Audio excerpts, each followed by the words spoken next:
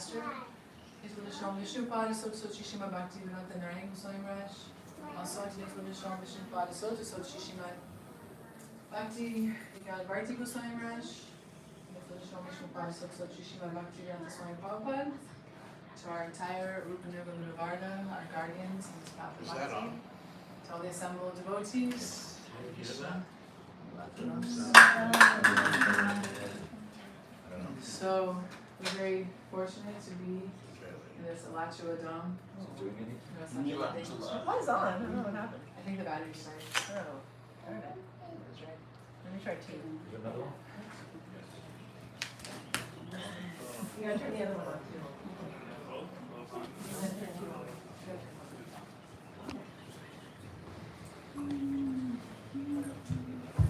There you go. That's better. Number two. Okay, so now I'm just feeling very. I was feeling very emotional and blessed as I was driving in here. You know,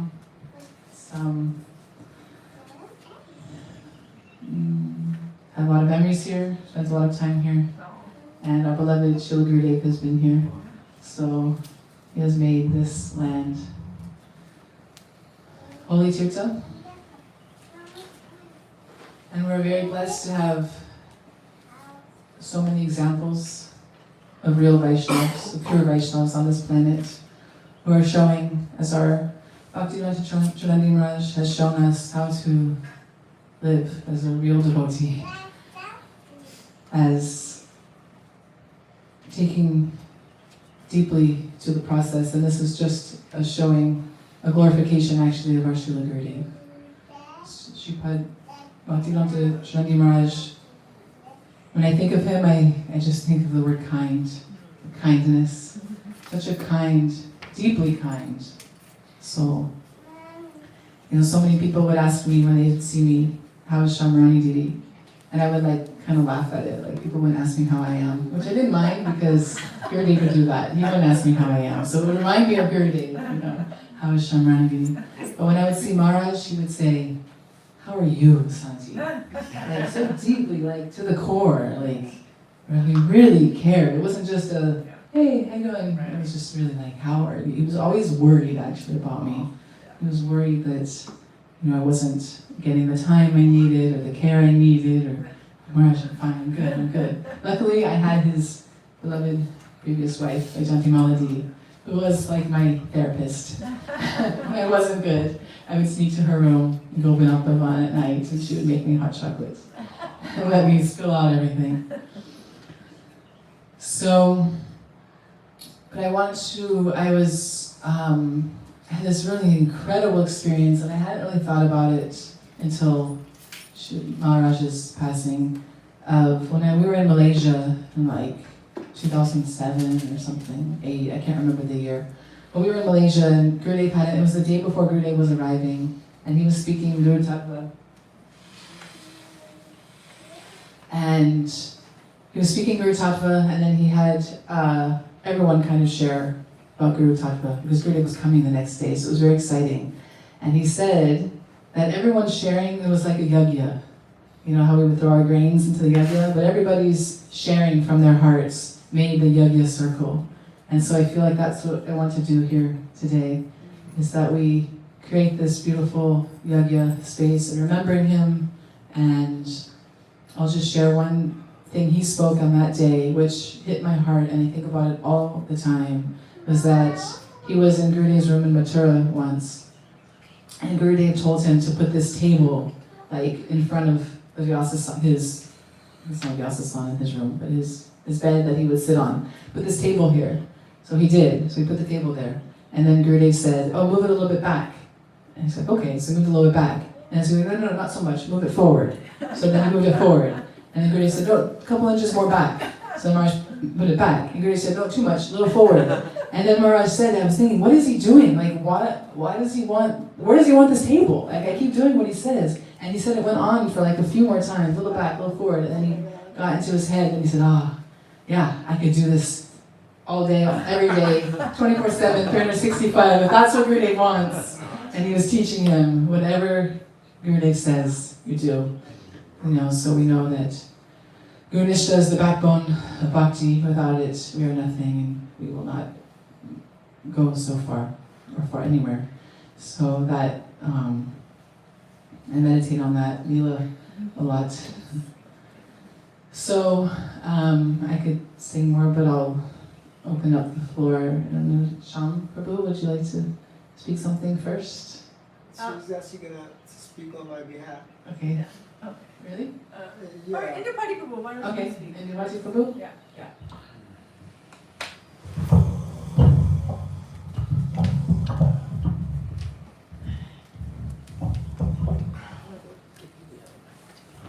Ajnanatamaraandhasya Gyananjanashalakaya Chakshurunmritam yena tasmai Shri Gurave Namah.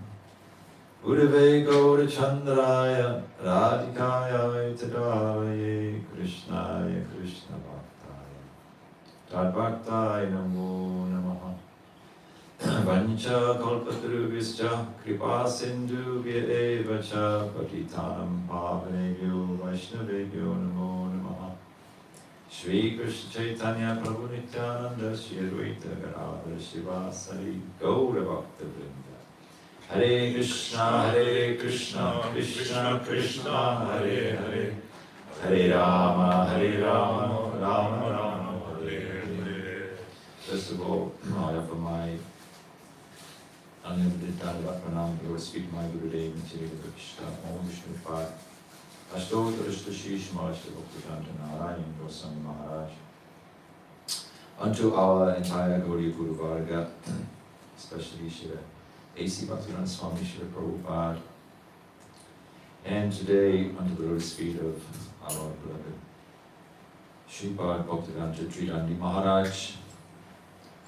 Pay my obeisances to all the devotees assembled here to glorify Maharaj, to listen to his glories, which are, as he said, they are the same as the glories of Gurudev. To speak the glories of Gurudev's disciples means to glorify Gurudev. I also offer my respectful obeisances unto Shri Gomatani, Shri Govinda, Shri Giriraj Maharaj. So, Sripad Bhaktivedanta Tridandi Maharaj, he was a little British, like myself. Well, he was born in Canada, but he was raised We in... can't hear you. Why not? Better. Thank you. Maybe it needs to be turned up in the kitchen. But I don't want to speak too loud, it's quite loud enough in here.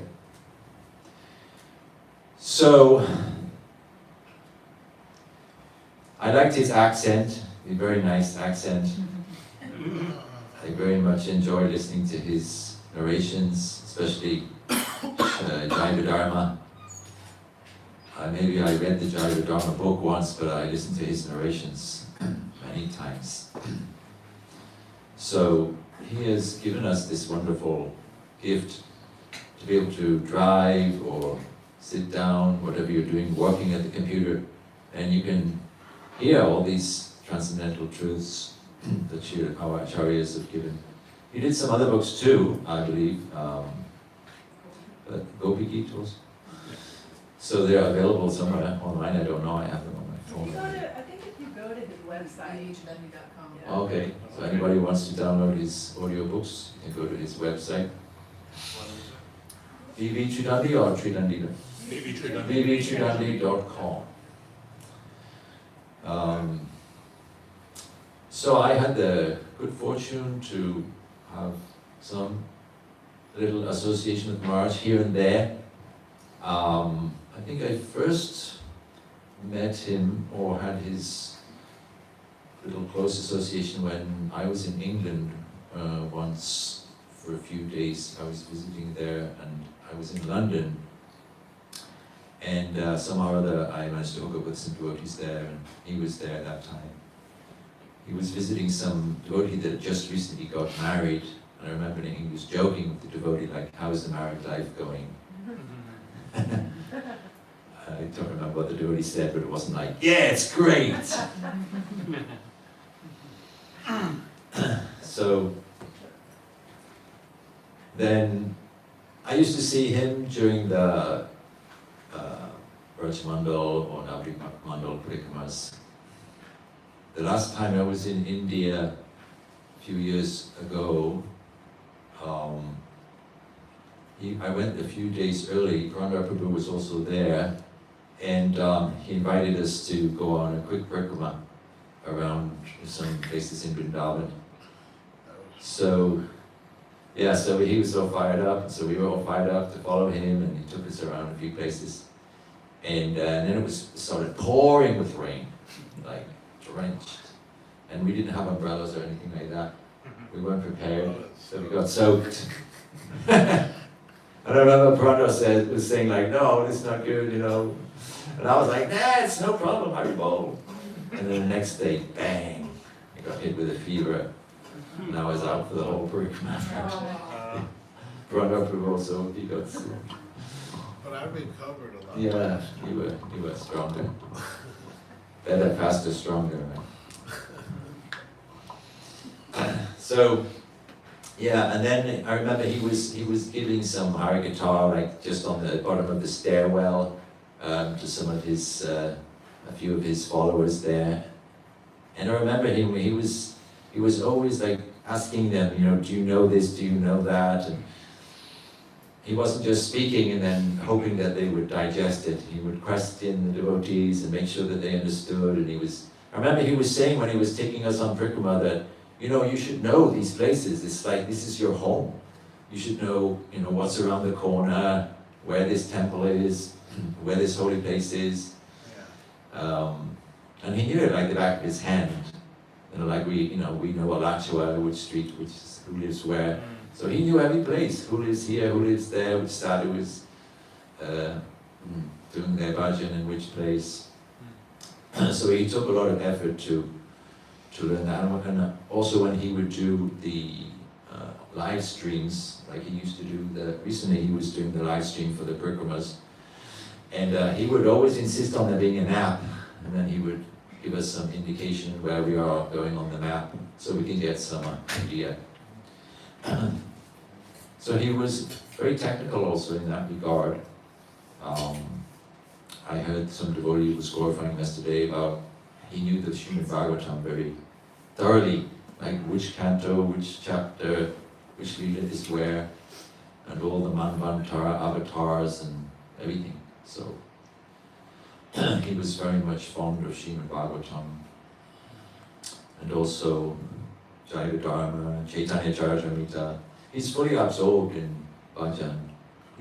Sometimes we say, oh, you know, we hear about these great Vaishnavas, Gurudev, Prabhupada, or so many Vaishnavas. How are we ever going to become like that? You know, we just think, no, you have to be a pure devotee to start with to be able to live your life like that.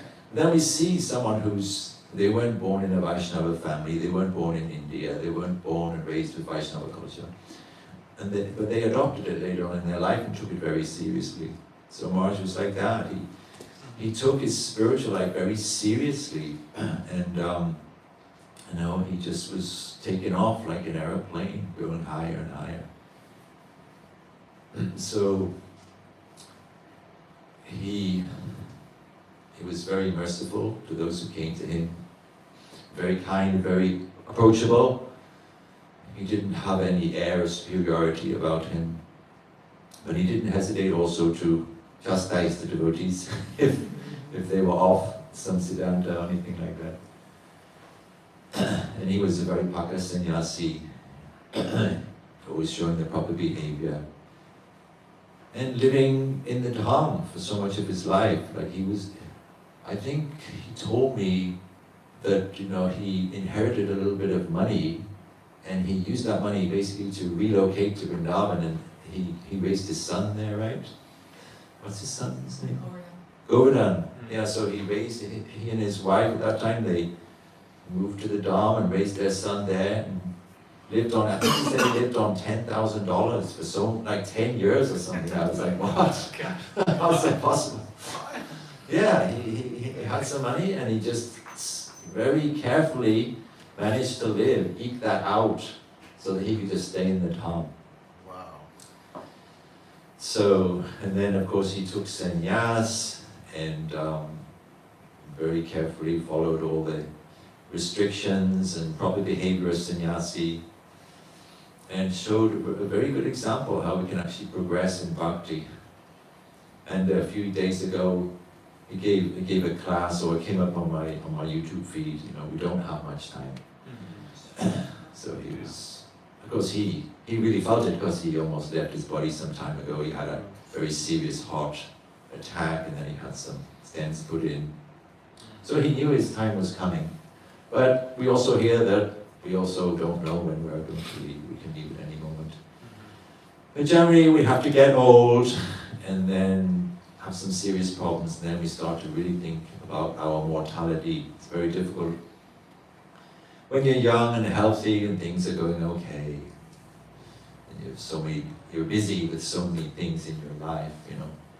We take shelter actually in being busy. Oh, I have so many things to do. Yeah. We take shelter in that. That's our condition. We don't want to really think about one day I have to leave this body and leave everything behind. So now more and more devotees, just in the past few months, you know, several devotees that I knew are leaving.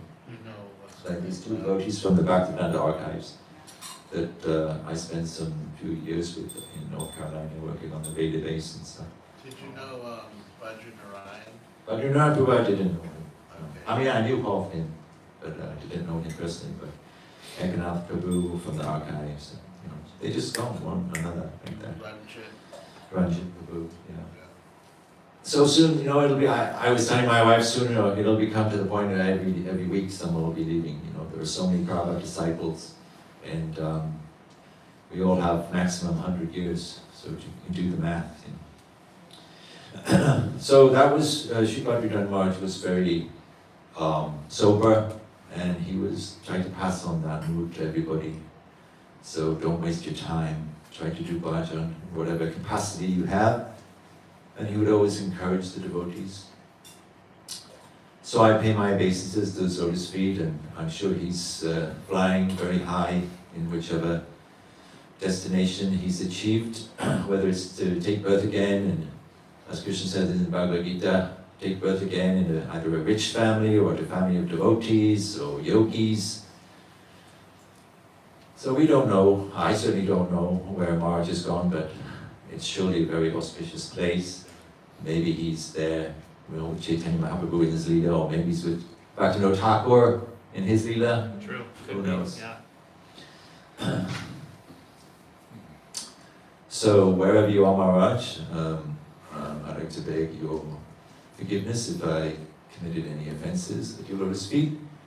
And I pray you would be kindly glance upon us all and inspire us as you did while you were present. I just wanted to say something.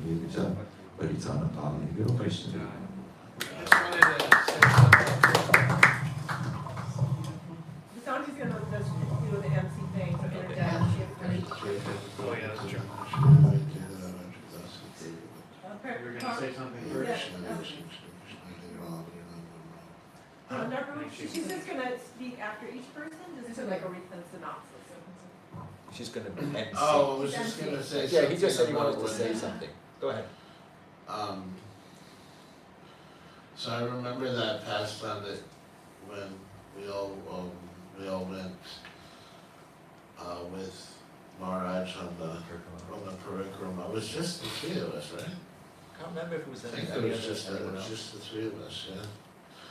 And a few things I actually noticed that you didn't mention. One thing I noticed that when we were on, to every place that we went to, like, remember how you were saying like he was so familiar with Vrindavan? So every place we went to,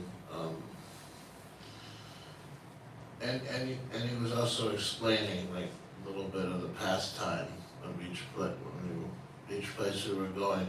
But I noticed just how his mind was so fixed and he was so like absorbed in what we were doing that he didn't really say anything too much. He was just really like completely absorbed in the what we were doing and like just really connecting like very intensely. And I remember like it started raining, like really pouring rain so hard.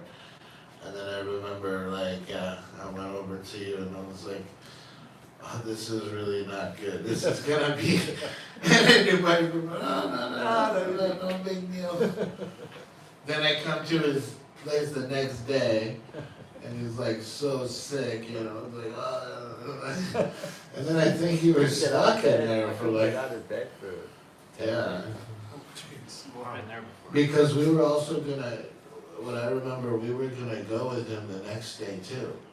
And I remember coming up and he was like, oh, I can't go. And I'm like, yeah, it's like, you were the one saying, oh, no problem. No problem. Yeah, I had to eat my words. I had to eat some humble pie. Yeah, but what I really remember that really touched me was that just his absorption and his like relishing so much the Dom and everything that we were doing. Just so much love and affection for it. Just wanted to say that. Yahoo. Yeah, thank you.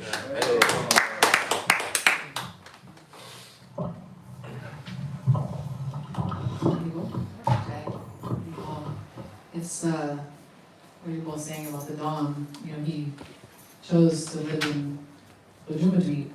You know, most people who go to in Navajo, they choose to stay in Mayapur. You know, so much facility there, and Or but Hawaii. but Maharaj, you know, he developed. I mean, I don't obviously know, but it seems so much relationship with Srila Bhaktivinoda Thakur. You know, he was pushing Jaiva Dharma always. Are you reading? Have you read Jaiva Dharma? Have you read Jaiva Dharma? Not just reading, but knowing, understanding, like you're saying, learning deeply. So I heard it was a very mystical arrangement how he, Gojram Vasi just said, oh, you're looking for a place? And he was like, how did you know? And come. And right behind Srila Bhaktivinoda Thakur's home, he gets a room, a full downstairs. So, and he spent You can see it. 7 years? Yeah, like, or 7 or 8 So, years. 7 years Yeah, a long time. there. Wow. So, You can see it outside. You step outside, it's right there. yes, yeah. It's really It's not ordinary. it's What's just it really called? amazing to Sukhadananda? me how Swasukananda Kunj? Yes. it's just really amazing to me how he like just really loved, like he was enjoying every moment. Like he was like really relishing all of it, you know? It was Yeah. every moment of it, you know? Yeah. He was really Another also beautiful thing Nivati Prabhu pointed out was his major contribution is the audiobooks that he, before even his time, you know, now everything's audio, but a while ago he was reading these books, and now we have them, and it's such a digital, you know, it's people are like, oh, who buys books anymore? You know, it's now we're like pushing the books, especially my hand, we're pushing book distribution, yet, you know, it's, well, I'm working, you know, so people have so many, they drive so much, everyone walks around with headphones now, like no one doesn't have headphones on. So to have this Jaiva Dharma and Gopi Geet and there's others, so many. I remember being on a bus, I haven't lived in India in a long time, being on a bus back from Delhi to Vrindavan, and I listened to his narration of Nectar Book of the Lila. And I was like, oh, this is so incredible. I read it, but to hear it, you know, and so, okay, thank you. So how do you feel? Share? he was a very, very good narrator, yeah. Yes. So his nice accent.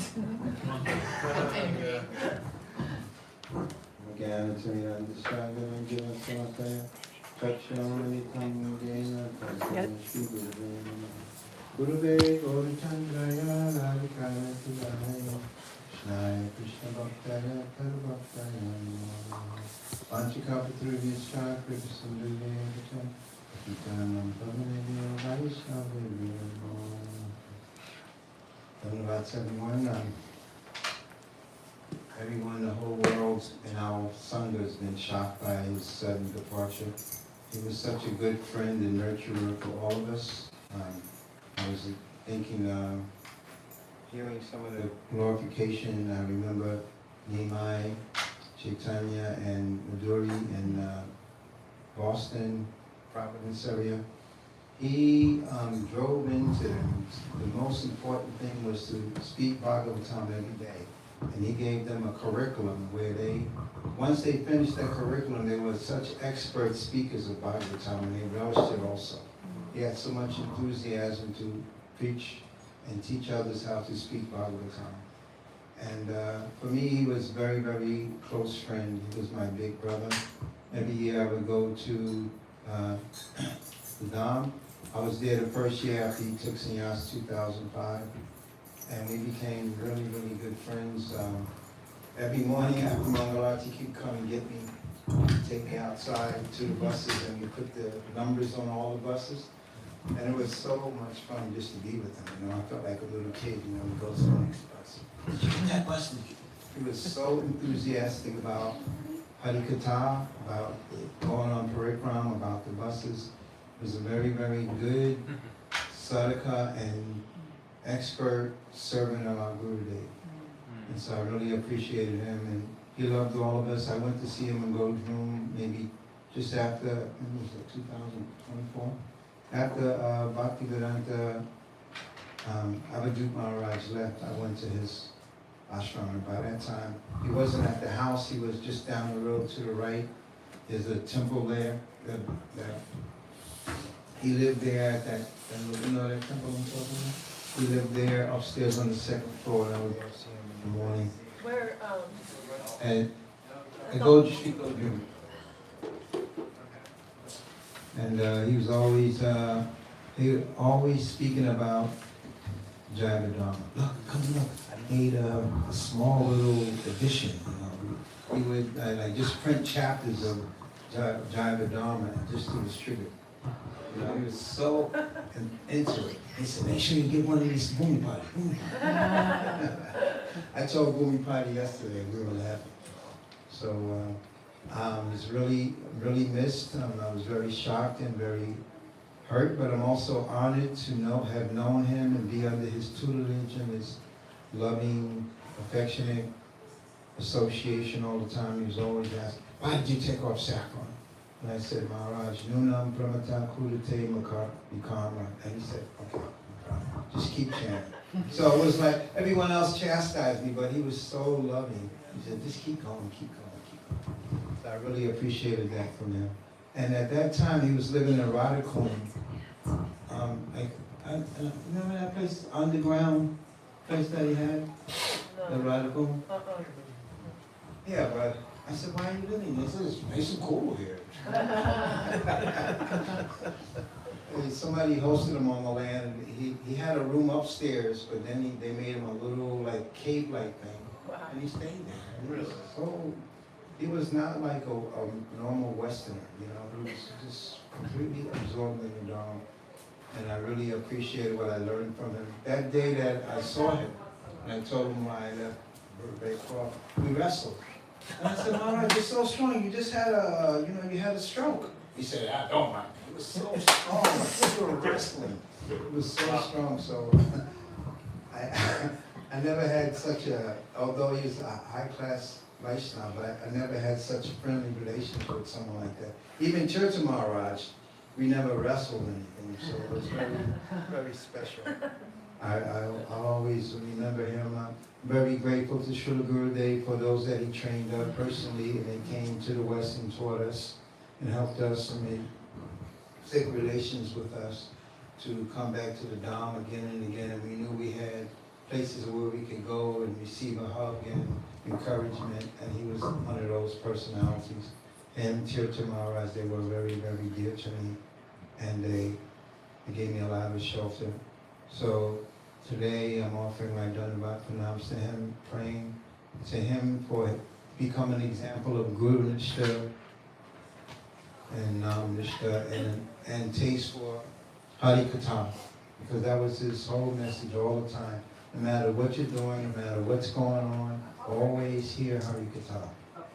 And so he always encourages that way. And when I heard that he left, I was thinking of all the things that I learned from him. And like I said, in Boston, he created a group up there through the internet. They had an internet group. And he spoke Bhagavatam every week and actually every day. And he would make people, okay, tomorrow I want you to, read this chapter and then explain it. He was always making us, helping us to repeat what we've heard in such a way that they became so expert at it. So I'm offering my Dhanavad pranams to him, Vaichikata Vidusha, Representative of the Chapter, Titanam Vaishnava, Namo Namah, Bhakti Vedanta Maharaj Ki. Right. Thank you, Sadi, for Beautiful. so. I feel like I was seeing Grady and all the sannyasis as you spoke, because as you said, he trained them all so amazing. He could speak on anything at any time when he would call on them.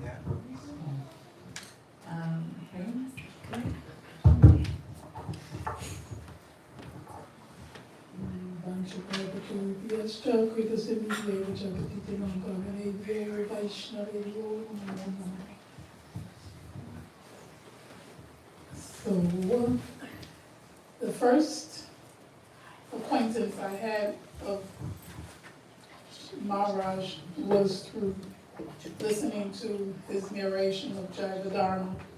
I didn't know who he was, and I didn't know the name of the person. I just knew I loved to hear it, and like Inpati said, the accent was great. I was learning how to pronounce all these places inaudibly by him. Even if he was pronouncing them wrong, I was learning from him. Whatever he said, that was how you pronounce it. And the chapters, I was relishing the chapters like a storybook. And I always be grateful that he has done this and it's still available to us. I still listen to it.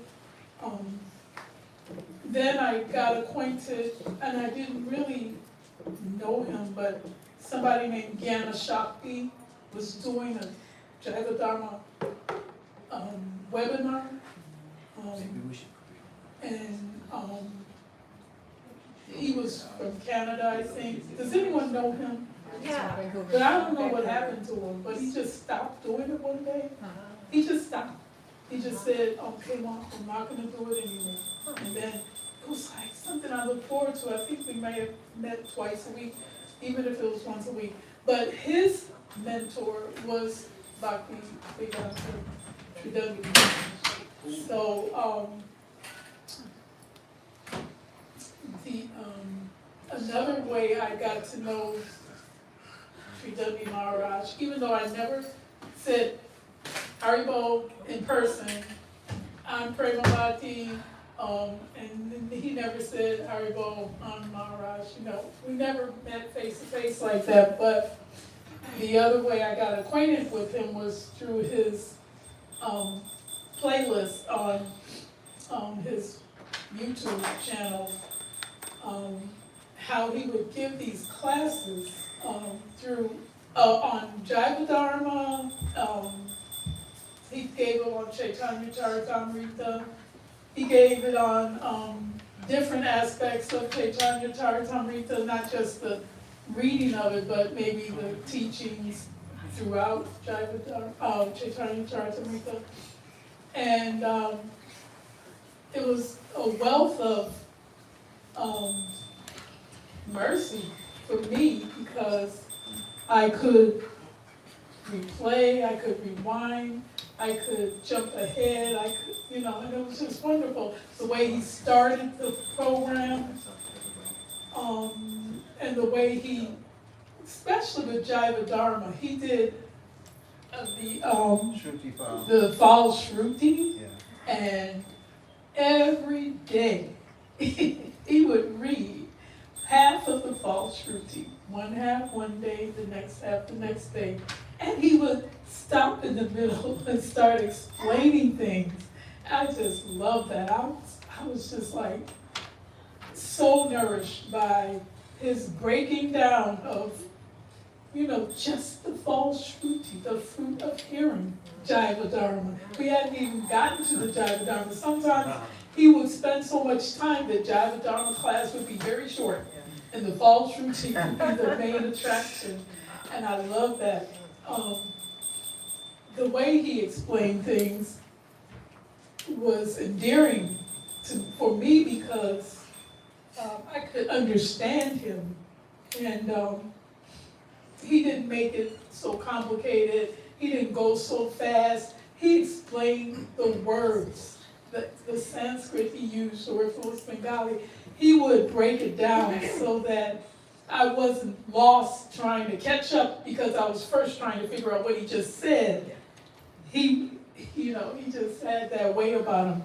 And I didn't really know it, but there's 3 things he did that I just found out since his passing. He was the person who designed that big poster of the universe and of the spiritual world and material world. What do they call that? Is there a name for it? Vedic cosmology. The Vedic cosmology, thank you. I should know stuff like that. But he designed it. I mean, that's so apropos because he's the one telling us all the time about the maps, in Vrindavan and Navadvip. So, wow, that was great to find out that he did that. Another thing is that he actually had a life before he was in his life as a Maharaj. He was in a previous ashram. I didn't know anything about that. He was married to Vaichayanti. I've heard of her since forever, since I've been with the Sangha. Always, she's been spoken of in high regard, and her service was highly appreciated and revered. And so I didn't spend much time in India, so of course I didn't really know her personally. I just knew of her and others around her. And the third thing that he had a son too, I didn't know that. And they were exemplary householders. That's wonderful to hear. And the third thing that I heard from my husband, because I said to my husband, I said, I never really met him or anything, but I feel like he was there for me and for us. But for me, because I'm me looking at everything through my eyes and my little experience, so he was there for me. And my husband says, you met him. We were in India. He's the one who gave us the room that we stayed in when we were in Navadvip, we were in Govardhan. We were in some place, I don't even know. It was 2005, that's what I remember. And Gurudev had a temple, and Indulekha and Madame had a room in the rooms that had to do with the temple. But my husband wanted to go to this other place that was way down the block and around the corner. For some reason, he wanted to go there. I couldn't understand. That was Govardhan. That was Govardhan, thank you. So this room was dirty. The mattress was dirty. The trough where you're supposed to brush your teeth was filthy. It was like outside, Don't say that. Oh, sorry. Okay. Yeah, okay. So I'm just saying that my experience was heavy. It was intense. It was austere. But, and I didn't think, I had other experiences that year in India, but now that I look back on that room that we were offered, and now that I know that it was from Maharaj who offered us that room, I'll have to look at it differently. Because he told me Maharaj offered us this room. He hadn't stayed in it, but he was supposed to stay in it, and then someone offered him something better, probably more close to the temple. So, he gave it to us. And my husband just wanted that room for some reason, so now I have to think of that room very fondly, because Maharaj is connected to that room, and that's a connection that I have to him in a roundabout way. Vanchakalpa Thuriyascha Kripa Sindhya Chakatita Nopava Nebhyo Vaishnavebhyo. Oh, I do have to say that if people listening have not seen his website, BV Tridundi Maharaj or Goswami? Just What Tridundi. is it? BB Tridundi. Oh, BVTridundi.com. You've got to check out that website. That is so awesome. He has so much in that website embedded in there. It's kind of like Guru Das's BBMLU, you know, just so much in there. So everyone who's not familiar with it needs to check it out, because you will find something for you in there. Haribo. So beautiful. Actually, the process of bhakti is so magical. It's so mystical. We don't even know why things happen the way they happen. And then there's years go by until it's actually revealed. So many years. So things happen, and then 10, 12 years later, right, it comes to our heart like, that's why I had that experience. That's the aha moment. Thank you for sharing. Also, just want to get back to the bvtridundi.com. When he narrates, he's reading this Gopi Gita, he puts Gurudev before each verse. He has edited in Gurudev singing the verse, and then he reads it. Then the next one, Gurudev singing the verse. It's really so. See to it? Maybe, one of the men next? Gopi Pati. Sorry. With being a good orator, they ask you to speak. Krivai Gaura Chandraya Radhikaya Tadale Krishnaya Krishna Bhaktaya Bhaktaya Namo Namaha Vandeham Shri Guru Shri Yuta Parakamalam Shri Guru Vaishnavamscha Shri Rupam Sagrajatam Sahagana Pravanaftam Vitam Tam Sijivam Sadvaitam Savadutam Parijana Saitam Krishna Chaitanya Devam Shri Radha Krishna Padam Sahagana Lalita Shri Vishakandatamscha Om Jnana Timirandasya Jnana Salakaya Chakshurum Militam Jena Tasmai Shri Gurave Namaha Shri Chaitanya Manovistam Stapitam Jena Bhutale Swayam Rupa Kadamayam Dadati Swapadantikam Nama Shrestam Anumapi Sachiputram Atrasarupam Rupam Tishagajam Ruparim Matarim Gostavatim Radha Kundam Girivaram Maho Radhika Madhavasham Prapto Yasha Pratita Kripaya Shri Gurun Tam Natosmi Trinadapi Sunichena Tarodapi Sahishnana Amani Namanadina Kirtaniya Sadahari Vacha Bahina Parada Lakshai Shivtashtya Kamari Tarangamaji Kripa Mai Tvam Saranam Prapana Vrinde Namaste Charanara Vrindam. So first of all, I'd like to offer my respectful obeisances to the lotus feet of my spiritual master, His Divine Grace, Srila A.C. Bhaktivedanta Swami Srila Prabhupada. And I'd like to offer my respectful obeisances to the lotus feet of my Shiksha Guru, Srila Bhaktivedanta Narayan Goswami Maharaj, and all the Vaishnavas and Vaishnavis that are, were, or will become in the future. So Srila Bhaktivedanta Tridundi Maharaj, actually I can consider him a friend. And years ago, when Gurudev did a festival in Houston, this must have been 2004, I can remember taking a walk when he was still in a Grihastra with him one morning, and he asked me a question. He said, Prabhu, have you ever seen Krishna? And I was like, no. Because over a period of time I've come to understand, and it's the importance of our realization, because without our Guru, without our Gurudev, We hear about the pastimes of Radha Krishna. We hear about the pastimes of Chaitanya Mahaprabhu and his associates.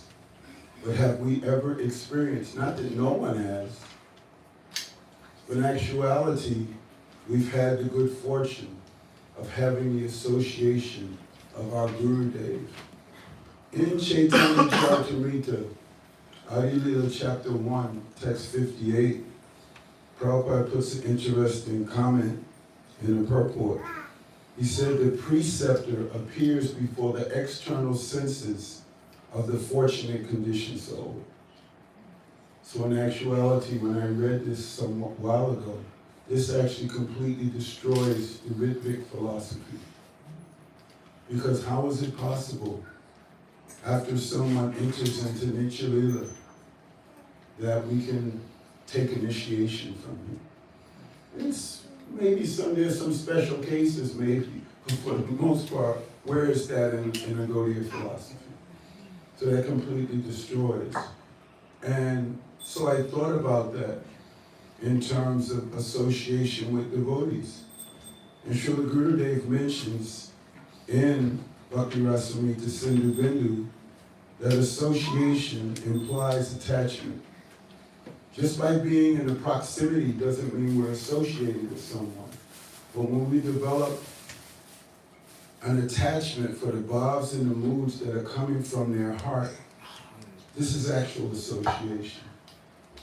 So Tridandi Maharaj, we can see by example, we can see by his actions.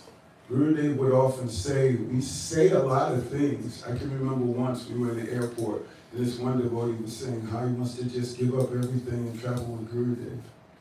And Gurudev told him, speak from here. He touched the devotee's heart, and then he touched his mouth, not from here. So we have to make our actions one with our words. So we can see by example, Tridandi Maharaj did that exact thing by what he did, by his actions. You could see it. He took sannyas. And I wasn't there when he took sannyas, but I can remember being right in front of when Padmanabha Maharaj took sannyas. And this one devotee, he was a Prabhupada disciple, and Gurudev looked at him and he told him, Swamiji has asked me to give you one more chance. I was standing directly like this close, and I was like, wow. So this process is real. Sometimes we have the tendency, because of our different past activities, that we don't take these things so seriously. But just like it was like a shock to me when someone called me the other night and told me, oh, Maharaj has left. Even though I know he had a heart attack from before, but we never know. How is it we can dictate when that time for each of us is going to come? We don't know. We don't know. So the example, Maharaj, he took the time to go and stay in Radhakund and become absorbed. Mukundi Prabhu was always talking about that. You have to become absorbed. No matter what level of realization or understanding that you have to become absorbed. And we have to have the conception of giving up our old conceptions and accepting fresh conceptions. Because this is one thing I can remember having a conversation with Gurudev once, when I pointed out how Bhaktivinoda Thakur says, misconception is our greatest enemy. So as we grow in the process of bhakti, Srila Bhakti Rakshak Shridhar says, die to live. So what's dying? Old conceptions. Yeah. Misconception. Old conception, misconceptions, they have to be given up. They have to be cast away. Like when Lord Brahma, it's stated that Lord Brahma had an attraction for his daughter in the form of a stag and a deer. His daughter was like this. So, but it said he left that body. So he didn't actually die, but he gave up that conception. And what is the conception that we all have in this world? That we're the enjoyers. This is a misconception, a misunderstanding, because we think we can be happy, but it's our nature. It's part of the nature, a concomitant nature of the jiva, to want to be happy, to want to enjoy. So these things have to be given up, because the higher conception is what? What did Mahaprabhu come to give us? And we have to understand all of these points specifically, because if we don't, how can we attain that goal? So today, remembering Srila Bhaktivedanta Janandi Maharaj, and look at how his absorption, and I got on some of the classes that he did during Navadvip Parikaram, and he was always focused, always focused. And he wouldn't tolerate people having misconceptions and misunderstandings. Myself, I can't say much, but it makes me cringe sometimes. Because our authorities, our Guru Varga, they don't make mistakes. In Adi Lila chapter 2, text 86, it says it's no use seeking the guidance of these Mahapurushas if we think that they make mistakes. There are no mistakes in their rhetorical arrangements. So we have to understand it's our misconceptions. So in order to, we may not realize it or understanding, like sometimes there may be statements that Gurudev says or statements that Prabhupada has put in the books, and people say, well, how is that possible? They're not making the mistakes. We have to accept the fact that we can't come to understand it. So what does that mean? How can we mitigate that? By surrendering. Krishna's mentioning, as they surrender to me, I reward them accordingly. Everyone is following my path in all respects. So it doesn't happen because we don't surrender. As we surrender, all of these things will come really, really clear. And one thing we have to realize, this is not, have it your way, do it how you want. No, the process has already been traveled. And all of Srimad Bhagavatam, all the stories of the great saints and devotees, Prahlad Maharaj, all of these things are here to give us a sense of direction, how we should go. But what do we need in order to be able to do that? Because all of us want to become free from suffering. We want to be eternally happy. But the aim and objective of bhakti is not that we should become happy.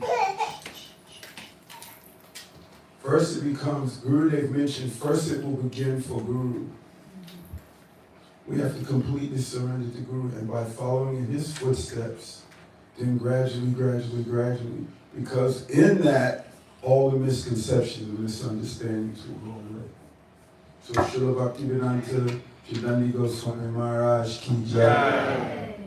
I had a quick question. Yeah.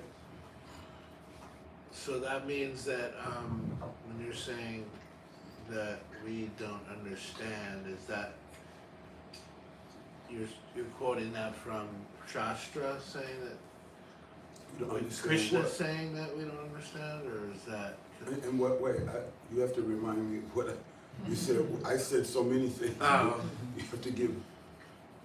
I said we don't understand. Not understanding what he's trying to tell us. What who's trying to tell? That's what I understood you saying. Like not tolerating misconceptions? Yeah, not tolerating misconceptions. Oh yes. Oh, you mean in reference to Janandi Maharaj? Right. Yes. Well, no, in reference to just who's saying that. Srila Bhaktivinoda Thakur. Okay. He's the one who mentioned Bhakti Tattva Vivek in the very beginning, page 2 and 3. He says misconception is our greatest enemy. Yeah, because it will actually, and I've given this example many times. If you're starting a mathematical equation and you say 1 plus 1 is 3, and 3 and 3 is 6, and 6 and 6 is 12, 12 and 12 is 24. 12 and 12 is 24, 6 and 6 is 12, 3 and 3 is 6, but 1 plus 1 is not 3. So if our foundation is not strong, everything will collapse. And Gurudev, I can remember being in Varshana one year, and Gurudev was explaining 4 core verses. First he mentioned Vacho Begum, Manasakota Begum, Jiva Begum, Udara Pasta Begum. He mentioned this verse of Upadeshamrita. Then he mentioned Anyavilasita Sunyam Jnana Kamari Navatam. Then he mentioned Trinadapi Sunichena, Tarodapi Sahishnana. Then he mentioned Titenu Kampam Susamikshamano, Ujana Evatma Kritava Pakam. He mentioned those 4 verses. He said this is like a foundation. He said when you're building a house, you have 4 sides. If one of those foundations is weak, then the whole house can tilt and collapse. So this mathematical equation that 1 is 1 is 3, if our foundation is not strong, it's going to collapse. So we should build on it, and that's helped by taking shelter of bona fide Guru and Vaishnavas. Because the most important thing is our thought. So a lot of times there's so many thoughts that go through the ether, they're not our thoughts. But on the mental plane, we become attached to these different conceptions. Why? Because we're seeking sense gratification through our senses. And we're, especially now, you're bombarded all the time. Advertisements, this thing, that thing, so many things. It's much easier to understand when it's explained, especially in like from a transcendental point of view, but when it's trying to explain from a mundane point of view and then back to like a Krishna conscious point of view, doesn't make sense. I've had this conversation with you before. Some people, and I've told you this before. I'm so sorry. Yeah. And I've asked you to give class, and you don't come to give class. But now we have to shorten it because there's others that want to. Not enough time in the day, and thank you so much, Prabhu. I shared at the beginning before most of you were. Thank you. Before most of you were here, I was sharing how one time in 2007 in Malaysia, I was with Chidani Raj, and he was saying how all the offerings of Guru Tattva became like a yajna. So Bhumipati Rose made the fire rise high. Who's next? I know, Tony wants. Dandavat pranams. I'd like to offer my Dandavat pranams unto my Gurudev, my Padam Gurudev, my very dear friend, sweet Guru Bhai, Sripad Bhaktivedanta Tridandi Maharaj, all of my Guru Bhens, my Guru Bhais, and all sentient beings. So join me in Mathura, Uttar Pradesh, as we walk up the steps of Keshavji Gaudiya Math, which from the outside kind of looked like a birthday cake at that time. And now with the renovations, from the photos I've seen online, really looks like a nice birthday cake. Anyway, so now it was a quiet life at Keshavji Gaudiya Math for a year, with lots of one-on-one sangha and just beautiful, beautiful quiet times with Gurudev. But what was happening, like unbeknownst to me, until I saw the auto rickshaws, pulling up in front of the mat, and then the Saffron Brigade walking up the stairs and trying to, nudge their little private darshans with Gurudev and nudge all of us out, and me and Vachitra were not having it, okay? Anyway, so also there was Tridandi Maharaj's wife, Vaijayanti Mala. Like, I met her before I met him. She was, I think she was teaching in the ISKCON Gurukula in Vrindavan. Maybe he was too. She wasn't educated. Okay. So I remember she was living, he wasn't there with her at the time, she was living in like a room in Raman Reiki, but I had known her from coming to the mat. So my Sambandha had started with her first as a friend, and apparently at that time, like a bunch of people associated with the ISKCON Gurukula had secret diksha from Gurudev. And I believe she was one. I believe her husband had secret diksha from Gurudev later. I didn't see him like around that first year, so maybe at that time maybe he was in India, maybe he wasn't. I don't know where he was.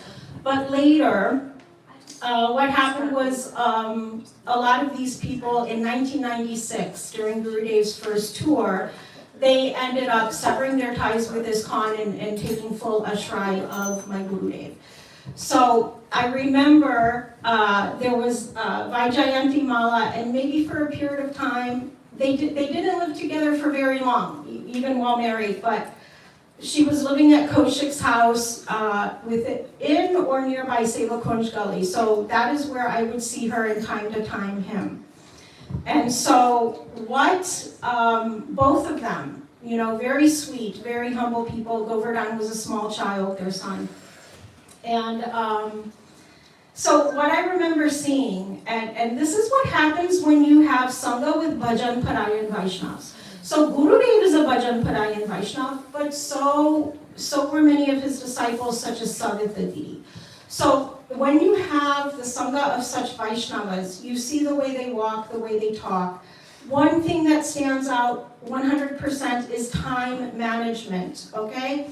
So the thing is, like, Vichitra and I would be like, why are these people wasting time at ISKCON? Gurudev's here, give it up, come to Mathura. But the thing is this, you have to, and Gurudev said that, if you come to me, I don't have so much facility, you have to keep yourself engaged. So in Raman Riti, you could plug in, according to them. They were fully plugged in, they had some seva. They had like SSL, Sattvic social life.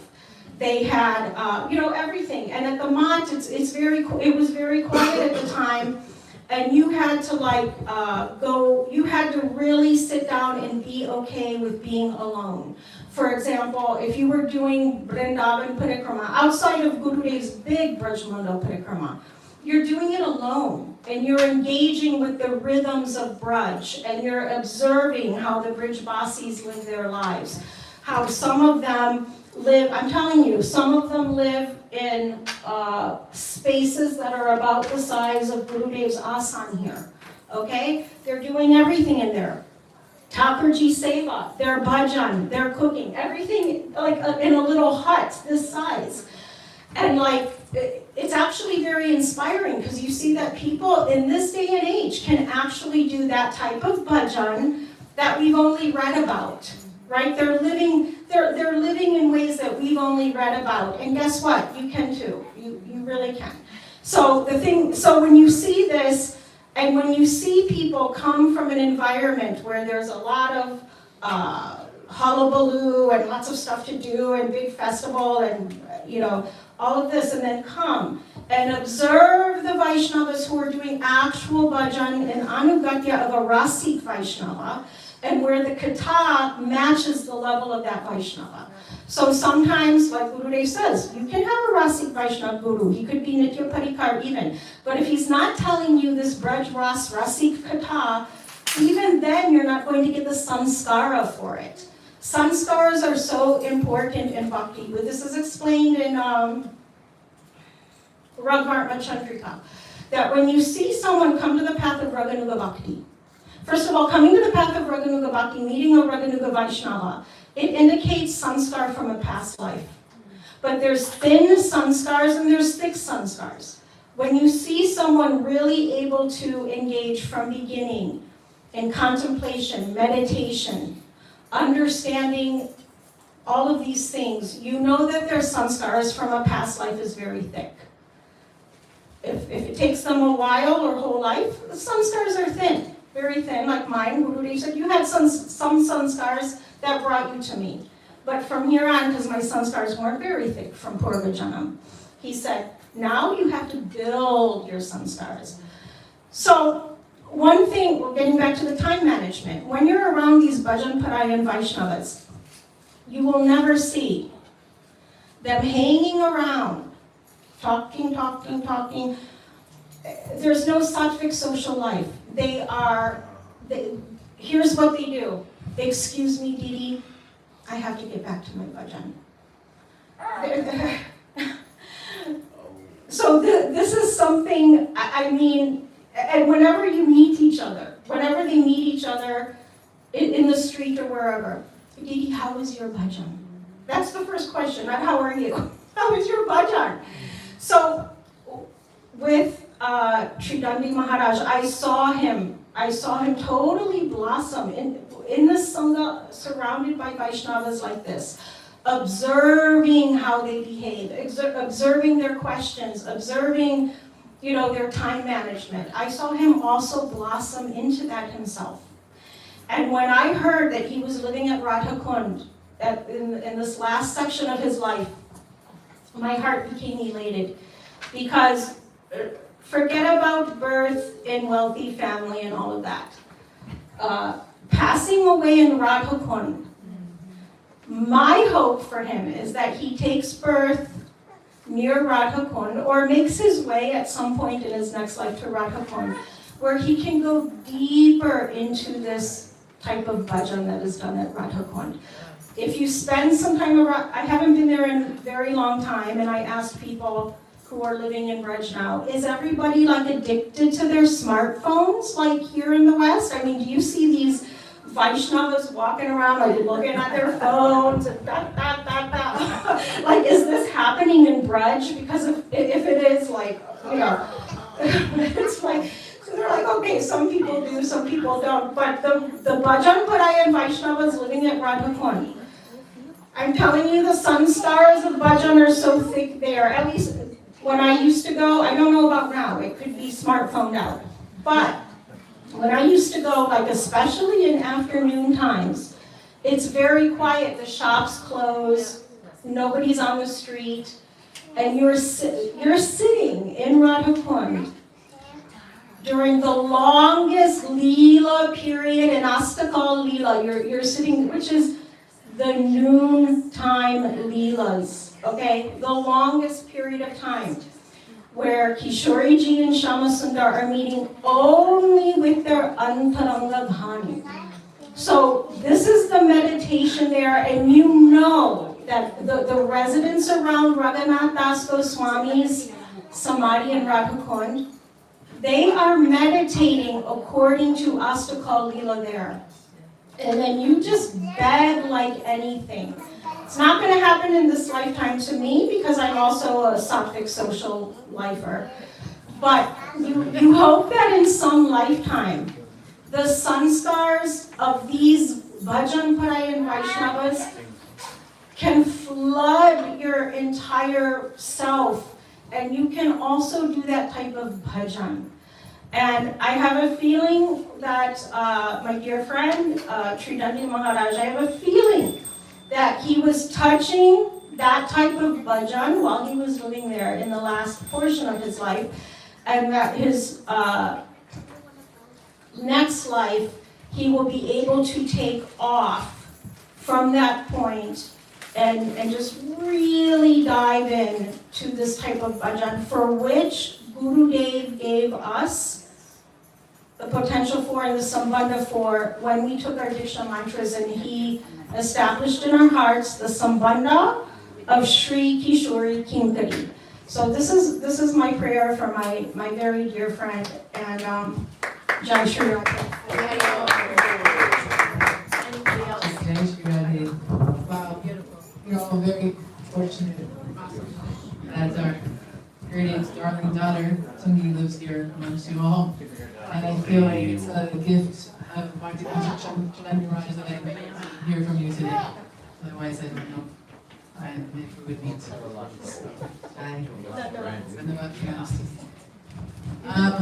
So, as we're offering more and more, I don't know, Rajmohan Prabhu or Haridas Prabhu, would you like to share?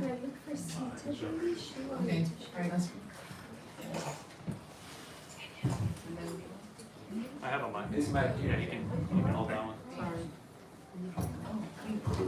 Gurachandaya Radhikaya Tadave Krishnaya Bhaktaya Tadavaktaya Namo Vishnudaya Radhikaya Priyamne Sri Srimad Bhaktivedanta Narayani Namo Vishnudaya Guru Prasthaya Bhutale Srimad Bhaktivedanta Madhaviti Namne. Mancha Kalpa Tirupachka, Sindhu Patitanam Pavane Vaishnavi. So I offer my Koti Dhamma pranams, my heart-like offerings into my Paramaradhya, Guru Padma Shri Vidyadeva Pravastam Vishnu Bhaktivedanta Narayan Goswami Maharaj, and to my Shiksha Gurus, Vishnu Bhaktivedanta Bhaktivedanta Madhu Maharaj, and Vishnu Bhaktivedanta Bhaktivedanta Shrimati Sarita, and also to Pujapad Bhaktivedanta Tridangi Maharaj.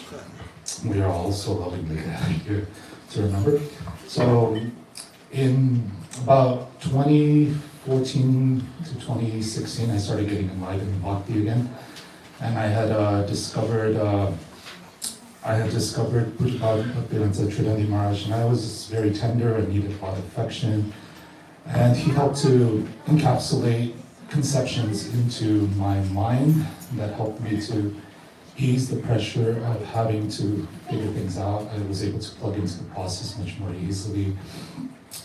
So I became very enamored with his Harikatha because he used specific language, and he stressed the importance of understanding conceptions with that specific language. And he would emphasize that no, we have to say it like this. There's realizations within this specific language.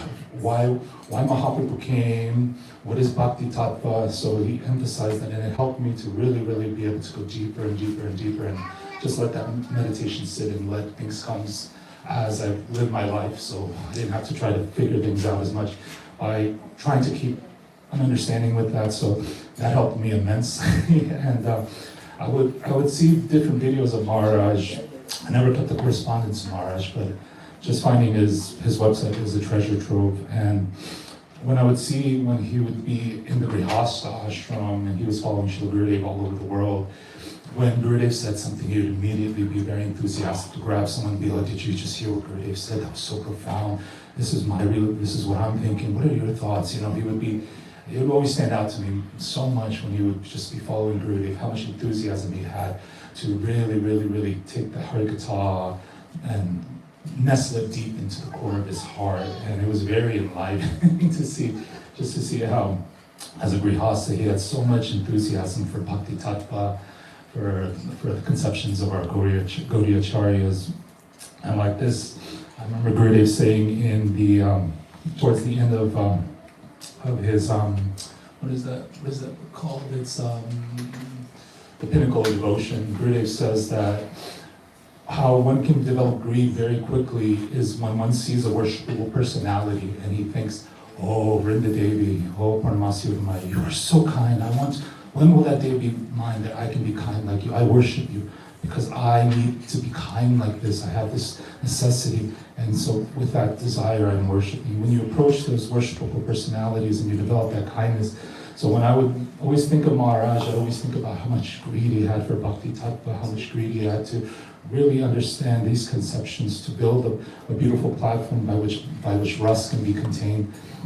And so it was very enlivening. So, you know, by associating with Maharaj's Harikatha, the desire to speculate less became, and the desire to understand things as they are and just accept them without any challenge, without any mood of seeing myself as authority, which beckons, you know, the necessity to be humble, to admit defeat. I have no so Maharaj was always a great example for me to be able to reflect, and his life was open. He lived a life of service to others. Whatever he had was for the benefit of others, and so, you know, I also want to be able to be like that one day. So I pray to Maharaj that, you know, whatever I go through, whatever difficulties I have, may they be for the benefit of others, may be for the benefit of my soul. So, Anchakalpa Turgis Chakra Pasilita Chakati Kanam Pavani Vaishnavi.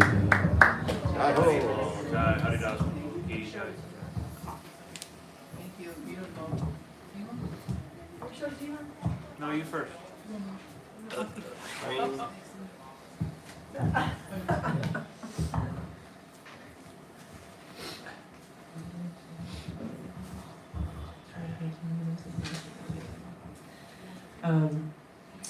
My connection, my good fortune has always been that I've been married to Sham, who came to the process much sooner than me and had so many wonderful associates, and I've benefited from that. And but also, the connection that brought us together with Maharaj was who he was associate. Sham had some association with one personality before in ISKCON, and Maharaj also had that same connection. So that was like that first link that we had together when we first met him, and he was just so easy to, like, with everyone that I've been hearing that talks that has been celebrating his life. It's just the same story, that he was just like, I felt like I knew him for so many years. It was so easy to just, connect with him, and it was like that with everyone. It's like such a great, amazing quality. And we, because we were so fortunate to go to Kartik every year, that relationship grew, and we used to always, when Sahadev was talking about how they used to put the numbers on the buses, we always used to give Maharaj a real hard time because he would always give us the worst bus. So we would give him a lot for that.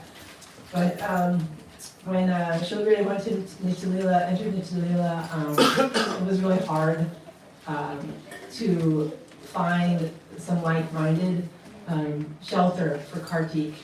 And Maharaj, he so kindly took us all on, said, well, I'll go, well, I'll head it up. And so we rented a bus, and him and Govardhan, we all went on Parikram together, but it was just like being in charge of that was so stressful for him. He was like, I can't do this anymore. But just finding someone that was like-minded, that we had to take shelter from after Gurudev's departing. I felt that with him so much. And I just wanted to read, I don't know if everyone heard it already, but on some of the remembrances, Madhukarprabhu, he read what Maharaj is offering in the first Vyasa Puja, or Vyasa Puja. So I'm just going to read that real quick. It's not long, it's short. So he says, first offer my most heartfelt obeisances unto the lotus feet of my beloved Gurudev, Nitya Leela Pravishta Om Vishnupad, Ashtovi Parashata Shishimad Bhaktivedanta Narayan Goswami Maharaj, and the same to my beloved Nitya Leela Pravishta Om Vishnupad, Ashtovi Parashata Shishimad Bhaktivedanta Swami Maharaj, Shri Prabhupada, and to all the Tridandi sannyasis, Vaishnavas and Vaishnavis, I offer my Dandavat pranams. Any attempt to glorify Shri Guru from the conditioned place is bound to be inadequate due to Shri Guru's most extraordinary, exalted position. He is in fact totally non-different from Bhagavan, and it is his direct potency, Sakshat Larit Sena. Nevertheless, for Gurudev's pleasure, as well as for our own purification, we will make a humble attempt. Sri Srimad Bhaktivedanta Narayan Goswami Maharaj, even amongst gurus and acharyas, is considered to be prominent. Why? Because the principal teaching needed to be injected into this world today, and the very heart of Mahaprabhu's reason for appearing, Rag Marg Bhakti Loke Karite Pracharan, the propagation of Rag Marg, spontaneous devotion, have been carefully and consistently presented by Sri Srimad Bhaktivedanta Narayan Goswami Maharaj for the pleasure of all sincere souls. Because Srila Gurudev's deep and profound personal bhajan is empowered by the mercy of his Gurudev, Srila Bhakti Pragan Keshav Goswami Maharaj, he is qualified to openly establish, in accordance with scriptural conclusions, this most esoteric topic of Rag Marg within the hearts of his listeners. In the introduction to his commentary, Ananda Vardhani Vyakya on Sri Venugit, Srila Gurudev boldly declares that those ignorant, camel-like persons who imagine that one must first become freed from the contamination disease of lust in order to be qualified to hear the topics of Rasa Leela are indeed of an atheistic mentality. This statement is supported by many verses from Shastra.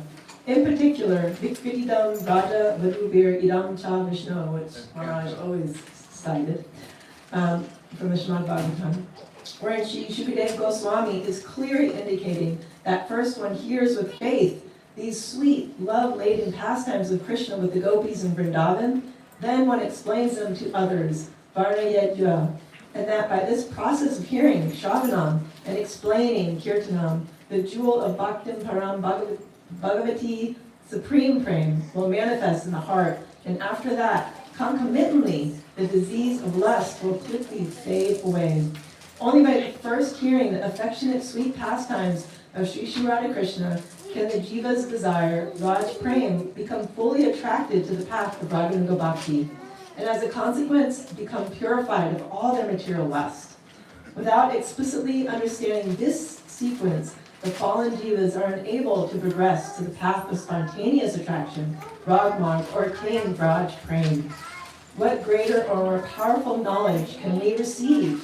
Sri Srimad Bhaktivedanta Narayana Goswami Maharaj has dedicated his entire life and teachings to inject this one point in order to establish the jivas on this Raganuga path. Others in our line have not so prominently endeavored to establish this essential truth.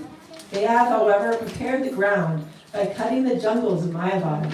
Sri Srimad Bhaktivedanta Narayana Goswami Maharaj has stepped well beyond this conformity, empowered by his own realization of these truths, and at a cost of much criticism from other communities, he has constantly bestowed upon us descriptions of this highest jewel of Sri Raj Prem. The aspiration sadhaks feel nothing but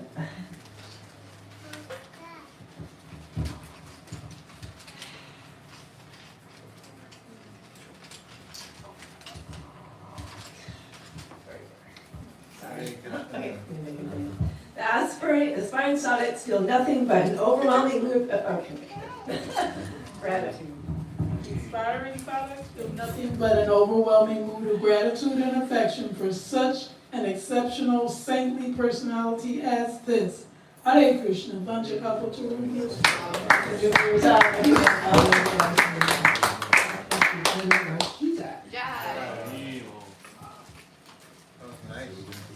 I forgot about that. Yeah, I know.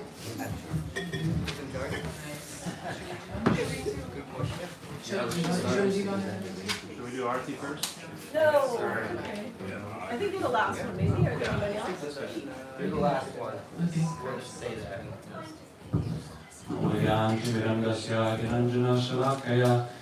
Chakshurunmilitam jena tasmai Shri Gurave Namaha. Panchakalpatrubhyascha kripa sindhubhyevacha patitanam bhavebhyo vaishnavebhyo namo namaha.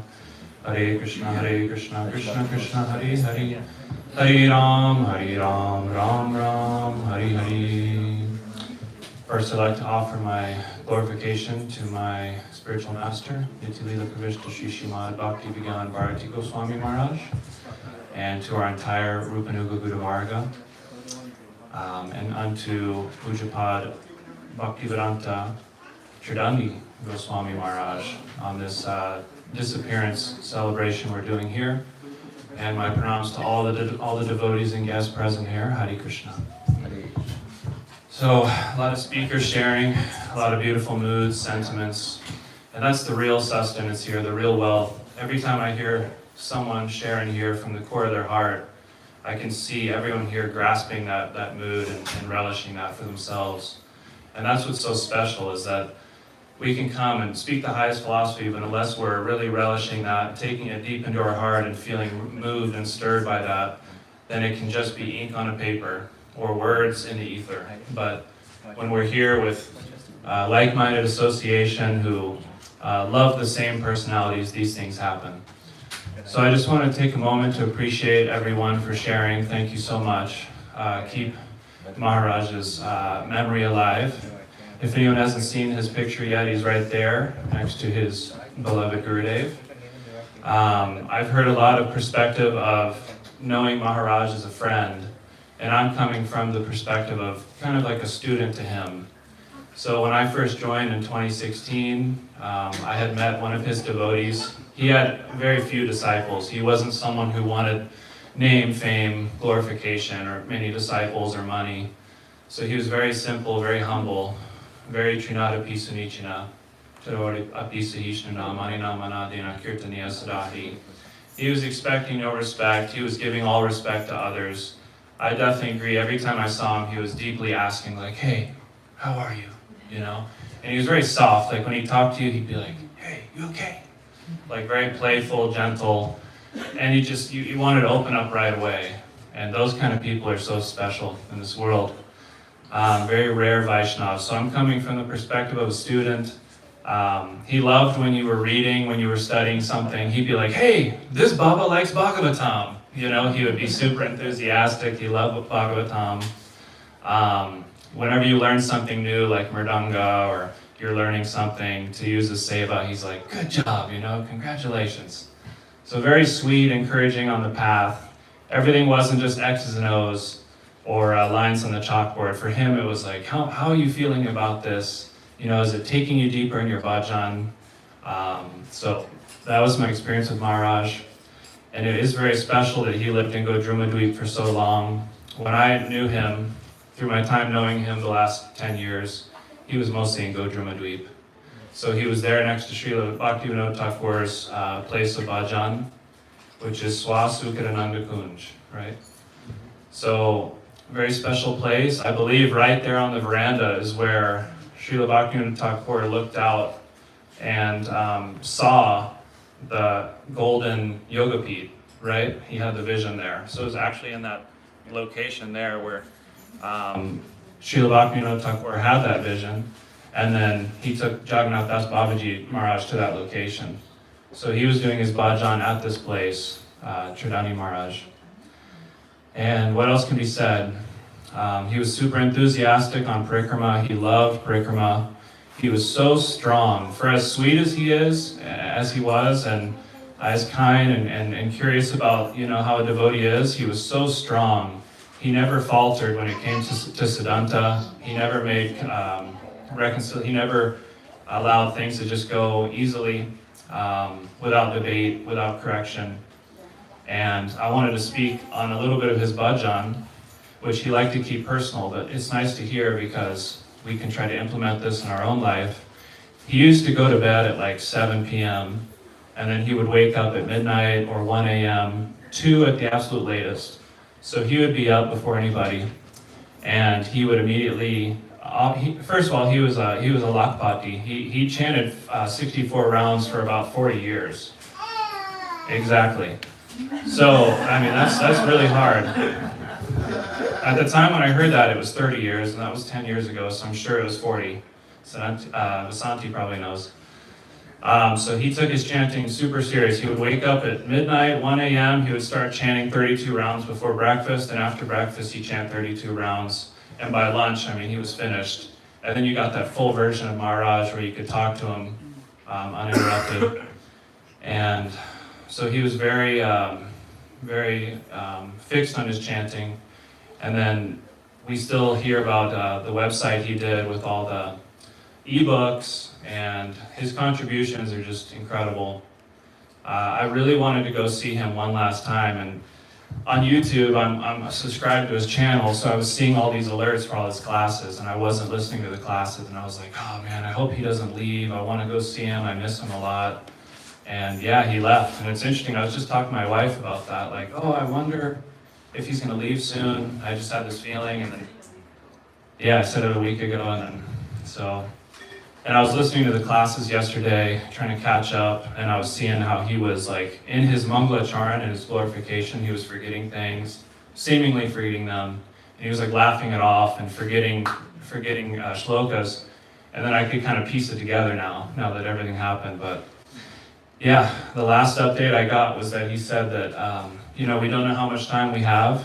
So I think that that's a nice thing, is that Bhakti is beautiful, it is amazing, it is perfect, it has so many amazing sentiments that are transcendental, so many beautiful relationships, so many amazing moments in the temple with devotees, in kirtan, with prasadam, in front of Thakurji, so many moments with our teachers. But then that moment comes at the end of this life, when we have to have our faith, we have to have our understanding, and this whole life, if we do it well, then at that last moment, when our mouth is filling with saliva and our stomach acids are out of whack and the eyes are moving rapidly and our breath is uneven, at that moment can we remember Krishna? You know, at that moment can we remember our Gurudev, whoever it may be, our well-wishers, you know, their instructions to us. So, you know, although we have so many problems in this life, let's remember that this is a practice field and that we are here to further our relationship with God and His devotees. So we'll try to take their instructions on our head, and I'm just praying for the mercy of Srila Maharaj. I pray that that I can try to see your life, appreciate it, and try to emulate that as much as I'm able. And you know, there really isn't many like Maharaj. I mean, just how serious he was, how sweet, how soft. He could really do it all. He could fill any space. So I just want to appreciate that, and I pray that I can serve him. And Vanchakalpa Trubhischa Kripa Sindhuveva Patitanam Bhavnebhyo Vaishnavebhyo Namo Namaha. Just give me 2 minutes. Jai. Beautiful, beautiful closure of this. I feel like you encapsulated this beautiful ceremony. And again, I just want to, I started by saying how kind Srila Maharaj, Srila Bhaktivinoda Swami Maharaj, when you think about it, you think of this like personification of kindness. I heard on the Zoom from Madhuri. She said that Maharaj said once that he could hear through the ether the screaming of the cows in the slaughterhouse. And that is not the epitome of compassion and kindness. So I feel like he gave me this gift. I was really spontaneous last minute that I was coming up here, and I haven't been in Alaska in many years. I used to live in this temple, and I haven't been here in a long time. And I feel really like, truly from the bottom of my heart, that this was Maharaj's gift to me, to be here today with you all, family. So, and I also want to say, I wouldn't be a good temple president if I didn't.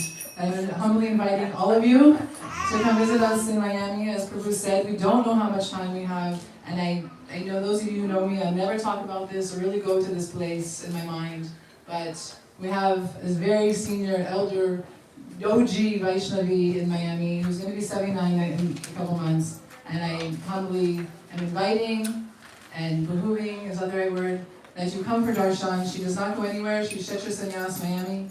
And so just message me. Invitation is open at any time for any reason. We are having a huge event September, October, our Roots of the Soul exhibition at the African Heritage Cultural Center, which is very prominent in Miami. And I believe Mukunda and Bhumi Prabhus will be coming for one event there as well. We'll be having new Raj players are coming for a play. Hopefully we're getting the Kirtanias back together for a concert. It's going to be big. So, anyways, having said all that, please come visit. But most importantly is, yes, we have such incredible examples of pure Vaishnavas on the planet that are, as everyone is saying, the seriousness, Sahadev or someone Bhumi was saying. It reminded me, Shamani always tells me that Srila Prabhupada would say that a materialist thinks they're going to live forever, and a devoted and a Vaishnava thinks that any moment is their last. So, just reminding us and pushing us to get serious in our bhakti and our sadhana. And I see a lot of new faces, and I happen to have some art in my car. So if anyone wants to bring it in, if anyone wants the poster, I have some beautiful artwork of Srimati Shamani. So Jai Shri the Ki, Shri Prabhupada Ki, Shri Bhakti Chudandi Maharaj Ki, Shri Radha Govinda Ji Ki, Gaur Premanande.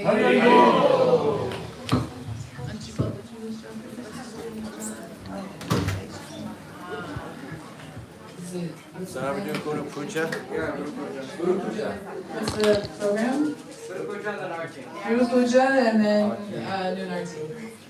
Noon Arti. What? Yeah, somewhere it's noon. In Tulum, Mexico, it is noon. Who's leading? Who's leading? Oh. Who's leading Guru Puja? We need a...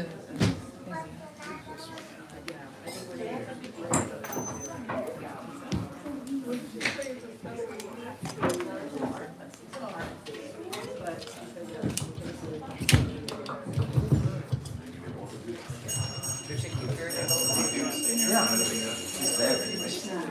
Page 32. I mean,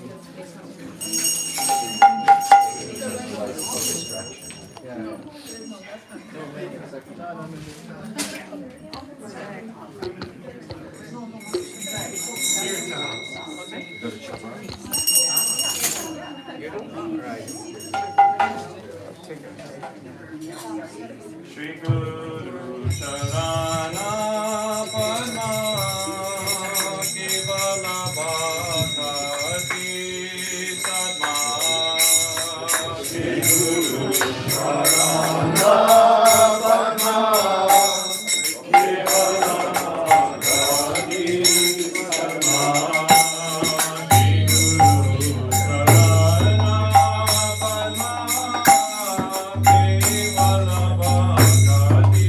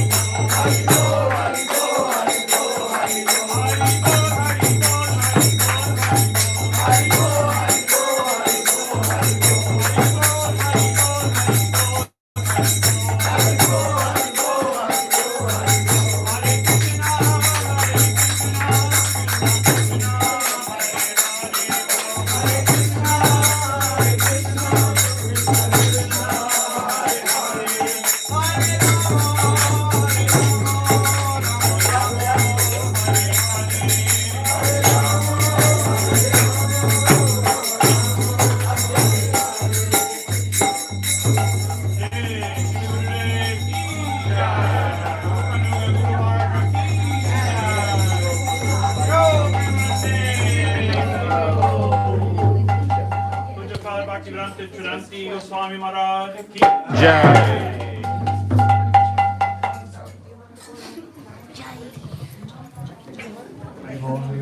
Is it on? Right, this way instead. Right, yeah. Are you on?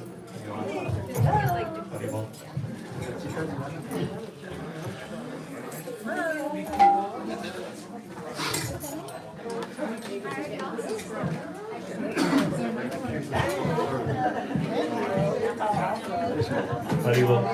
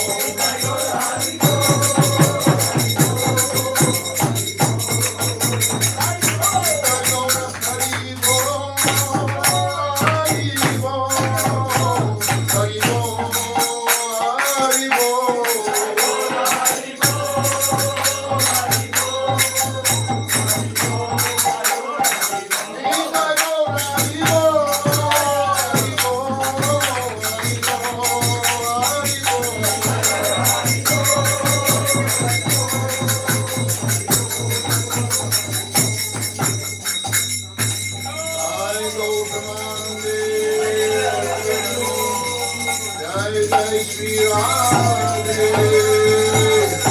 Jai Jai Shri Radhe,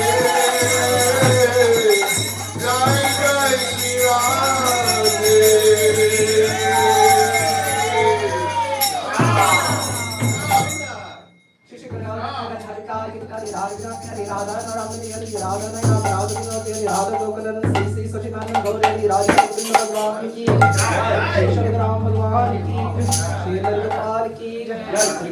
महाराज की गौरता की पंचतत्व की तुलसी महाराज की प्रपाद की गुरुदेव की गुरु महाराज की इत्यादि प्रश्न विश्वास परमहंस शिरोमणि अस्तोत्र श्रीमान भक्तिवेदांत नारायण महाराज गुरुदेव की इत्यादि प्रश्न विश्वास परमहंस शिरोमणि अस्तोत्र श्रीमान भक्तिवेदांत भारती गोस्वामी गुरु महाराज की इत्यादि प्रश्न विश्वास स्तोत्र श्रीमान भक्तिवेदांत केशव गोस्वामी महाराज की इत्यादि प्रश्न विश्वास स्तोत्र श्रीमान भक्तिवेदांत गोस्वामी महाराज की इत्यादि प्रश्न विश्वास स्तोत्र श्रीमान भक्तिवेदांत वामन गोस्वामी महाराज की इत्यादि प्रश्न विश्वास स्तोत्र श्रीमान भक्तिवेदांत विक्रम गोस्वामी महाराज की इत्यादि प्रश्न विश्वास स्तोत्र श्रीमान भक्तिवेदांत तीर्थ गोस्वामी महाराज की इत्यादि प्रश्न विश्वास स्तोत्र श्रीमान भक्तिवेदांत स्वामी गोस्वामी महाराज श्री प्रभुपाद के इत्यादि प्रश्न विश्वास स्तोत्र श्रीमान ऋषि भक्ष्यमानांत सदाशिव भक्ति सिद्धांत शरद गोस्वामी ठाकुर प्रभुपाद की स्वाप्रकार शिल प्रभुपाद की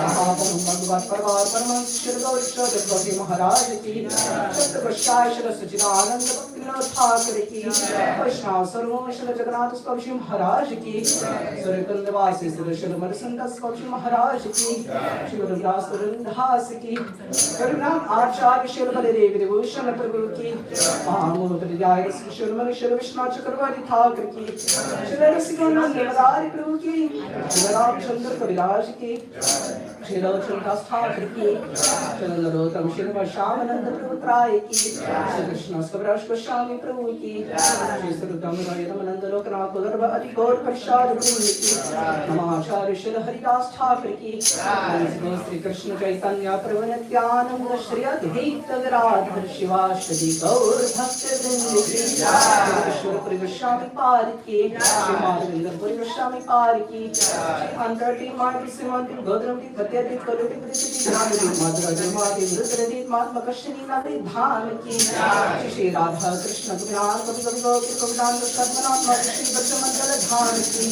श्री राधा कन्न श्याम कन्न गंग सखियाम सखी तुलसी भक्ति देवी की पुष्पान दुलारी श्री राधा ठाकुरानी की श्री ललिता विशाख चित्र चंबला तुंग विजय इंदुलेकरंजलि विश्वदेवी आदि सत्य वृंद की श्री आनंद प्रेम मंजलारी श्री रूपलवंग राग रसगुणति खस्तर कमलायन मणि अरिमंजारी वृंद की श्रीमती वृंद देवी की श्री भक्ति पूर्णमासी उमाय देवी की श्री गोपीश्वर महादेव की राधा पनंगित राम श्री वृंदावन धाम की श्री मथुर धाम की श्री जगन्नाथ बलदेव सुभद्रा सुदर्शन चक्र नीलमाल जीव की श्री जगन्नाथ पुरुषोत्तम क्षत्र मंडल निराचल धाम की श्री सर्वाग्राम शंकर भक्त विघ्न विनाश श्री नरसिंह देव की लक्ष्मी नरसिंह भगवान की श्री हरिनाम श्री संप्रत श्री आचार्य की आतर मद्रा श्री चैतन्य माल की श्री माल सुनह की रंतरा श्री मार भगवान भगवतीता चैतन्य चैतन्य चैतन्य भगवत जैव धर्म हरि सर्व गौरी वैष्णव ग्रंथ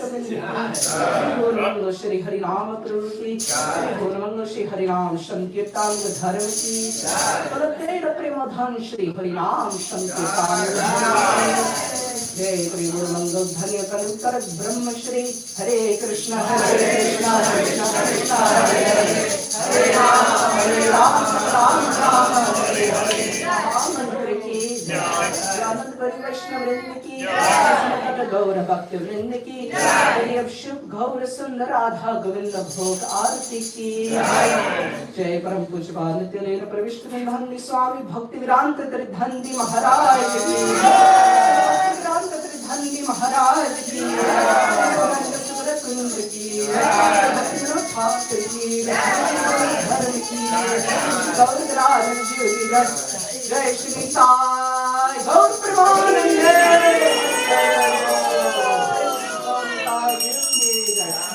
राधा गोविंद भगवान की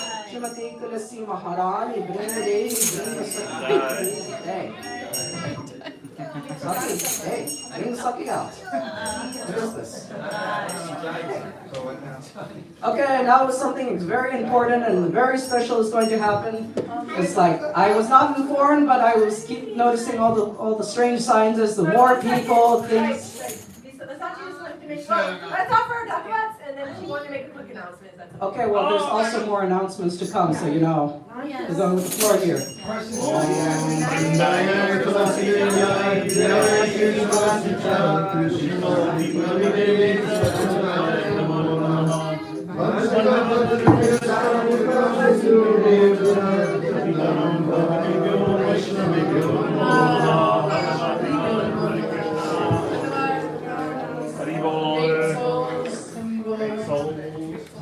I just wanted to quickly announce that I have some artwork here, and it's because it's a very special temple here, and it's a special day. It's any amount of posters for any donation. I know, it's crazy. And donations support us feeding the homeless in downtown Miami and going to a women's shelter in Miami. So that's where the funds go to Prashad distribution. And yes, please. okay, we have a new beautiful community member, Arden Knox.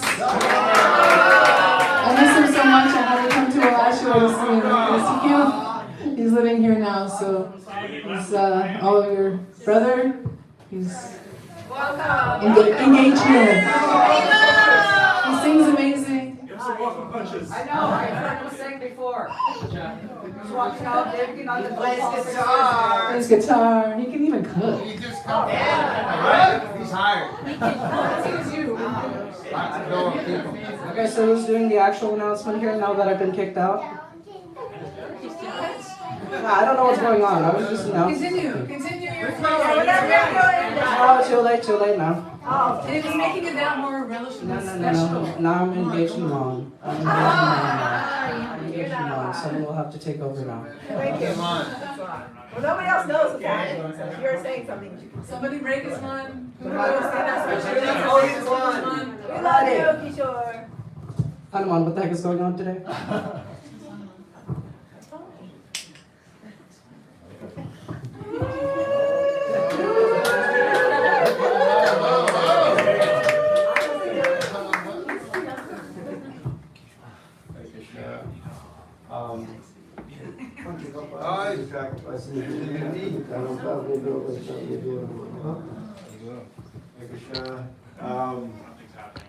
I want to say that I see you, your love and devotion to Radha Krishna and to all the devotees in the community.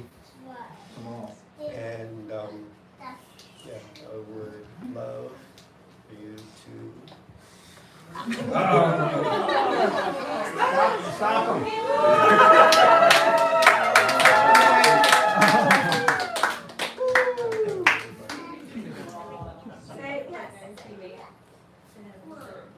Give the mic. Can't hear you. We can't hear. Mike. Between the lovers. Get the ring. Wonderful man. I feel so blessed. Yay!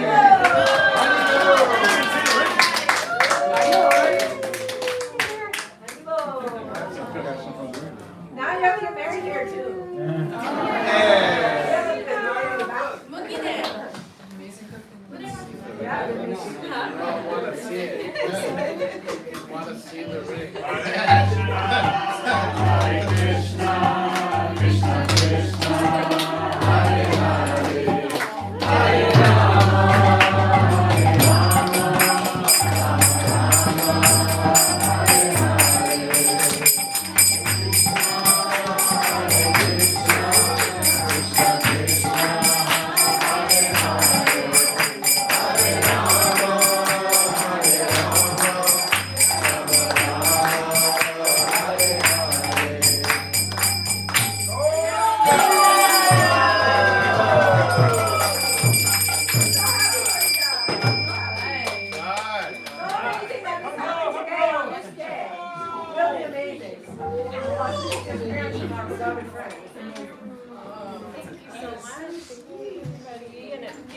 amazing, and it just felt like such a relishing of, such a wonderful devotee in the mood, and, I definitely felt my heart expanding.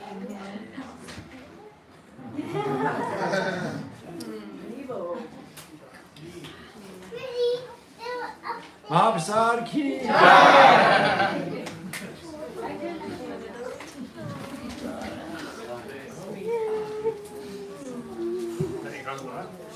She's a good woman. She didn't even open.